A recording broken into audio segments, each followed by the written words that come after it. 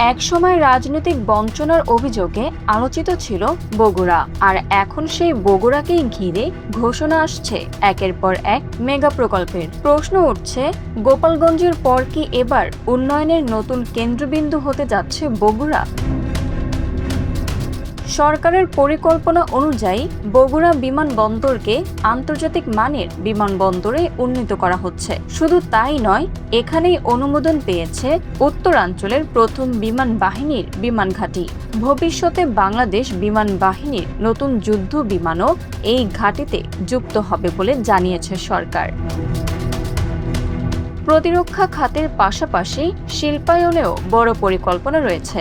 সরকারের তথ্য অনুযায়ী তুরস্কের সঙ্গে যৌথ উদ্যোগে বগুড়ায় গড়ে উঠবে ড্রোন নির্মাণ কারখানা। বাস্তবায়ন হলে এটি হবে দেশের উচ্চ প্রযুক্তি শিল্পে নতুন সংযোজন। যোগাযোগ ব্যবস্থাতেও আসছে বড় পরিবর্তন। বহুদিনের দাবির পর শুরু হয়েছে সিরাজগঞ্জ থেকে বগুড়া পর্যন্ত ৭২ কিলোমিটার নতুন রেলপথ নির্মাণের কাজ। প্রকল্পটির ডিপিপি অনুমোদিত হয়েছে, শেষ হয়েছে জমি অধিগ্রহণও। নতুন এই রেলপথ চালু হলে উত্তরাঞ্চলের মানুষের যাতায়াত সহজ হবে, কমবে সময় ও ব্যয়।